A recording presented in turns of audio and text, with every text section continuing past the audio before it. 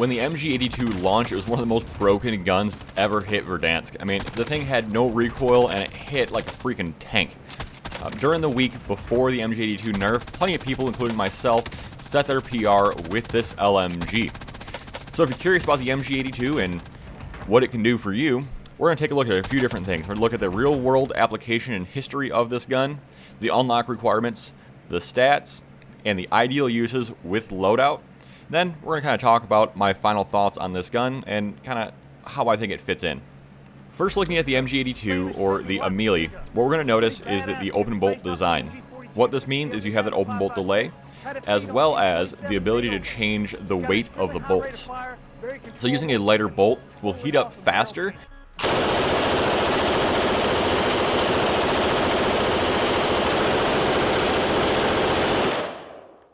Wicked hot! But it will allow you to have a little more speed out of your gun. So you're looking at 1,200 rounds per minute instead of the slower 850 rounds per minute. So where I believe Call of Duty just kind of said, hey, let's cut this in the middle, and the gun hits at around 930 rounds per minute. So pretty fair exchange between the two. The gun weighs in around 11.5 pounds, so I mean, like, it's heavy, but it's not completely uncomfortable if you're familiar with the SAW, the M249, the M60, any of the American variants, basically the RPD even. They're all really heavy guns for what they are versus this, which came into effect in service in 1982 as the standard squad level support weapon for the Spanish Army. That is when it was designated the MG82 from the Amelie. So as you look to unlock this gun, what we're going to look at is a few different ways to do this. So the first way is in Black Ops Cold War multiplayer or Warzone. Using LMGs, kill 3 or more enemies without reloading in 15 different completed matches.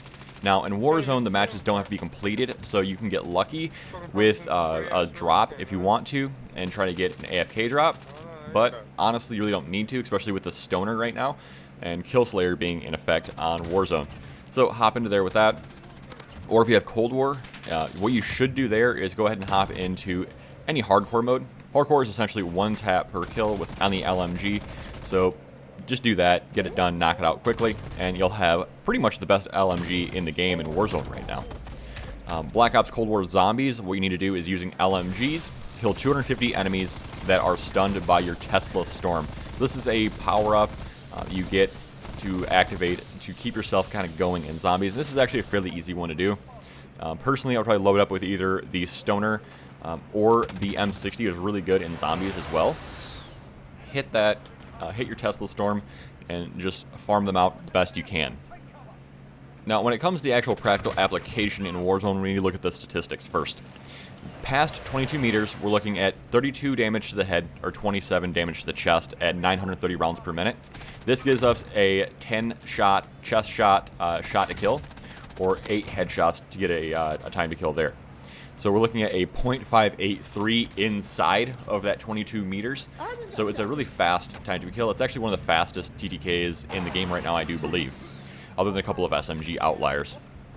But this gun comes riddled with the LMG issues. So we're looking at a slow ADS time of 437 milliseconds. We're looking at a slow sprint to fire time of 325 milliseconds. And mind you, this is fully kitted out with what you're going to be using. I know a lot of other creators will usually do that with empty, gun, but let's be honest, you're not running around Verdansk with an empty gun. You're running around with full attachment. So I feel like that's super important to do. The gun is a 125 round magazine, so that makes that entirely possible to get your shots. But mind you, you're sitting at around, call it 12 possible kills per mag if you hit every shot. But that's not realistic, so I would call it every 4 kills you could probably reload every squad wipe. Like, this gun is fantastic for rebirth because of the fast fire rate. It's got a lot of forgiveness in it. And the straight up vertical recoil. As you can see here, the vertical recoil can be kind of negated every time you mount. And with most LMGs, I would definitely say mount, and even ARs. You should be mounting whenever you have the opportunity because it's going to give you a lot better shot placement and negate a lot of recoil for you. So taking a look at the loadout itself, we're loading this thing out with the Agency Suppressor, the Task Force Barrel, Field Agent Grip, obviously the 125 round magazine like I stated earlier, and the Axial Arms 3 times. Now on the Axial Arms 3 times, it's very important to note that you definitely want to run the Precision reticle on there because that will clean up your scope and give you a nice clean scope. Because the other one is just, there's a lot of blurriness in that scope, so just kind of keep an eye on that. This gun, I would say, is best paired with a Psychov or an AMP or an SMG.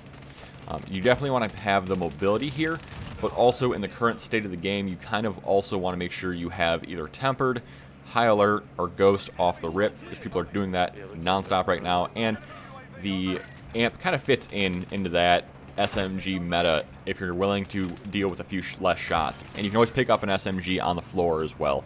So, don't feel like you absolutely have to run overkill anymore as your first gun setup. AMP is kind of required though, because you're going to want to deal with the slow handling rates of the LMG class going back and forth between your handgun. That's going to give you a little bit of boost in time to react. So it's just going to speed up your animations, and that's going to give you a big advantage if you're kind of struggling with these guns at all. And like I said earlier, the gun shoots 930 rounds per minute, so it shoots a lot of bullets, so you will use a lot of ammunition. So what you can do there as well is when you set up your loadouts, you can set up one up fully loaded with a quick sprint gun, like maybe a up-close and personal M4 or something like that. What you can do there is run fully loaded on that M4, and that will give you ammo for your MG82, so when you come in off of your rebirth or whatever, you have full ammo. So just kind of keep that stuff in mind, is you have little benefits like that that can really help you out here. And as I said before, mounting is pretty much required with this gun, so go ahead and do that, because that will give you excellent shot placement. But honestly, it's one of the fastest TTK guns in the game, and one of the fastest killing LMGs at that point, other than the fin, but the fin has a lot more drawbacks. And I mean, not that this gun doesn't have drawbacks, but it's a lot less radical than some of the other faster time to kill guns.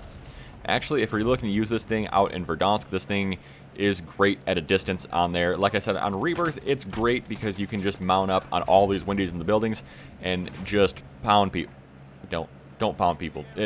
Take them out. You take them out at that point, and that really sets you up for success. Is if you can start draining them at a distance, by the time they get in close, you can hit them with that AMP, and it's not a big deal, because that AMP is actually a fairly fast TTK as well as a backup gun, or your Psychov if you have that. But guys, I hope you guys found this video interesting. If you did, give it a like. If you like me, give me a subscribe. Have a good one, guys. I will see you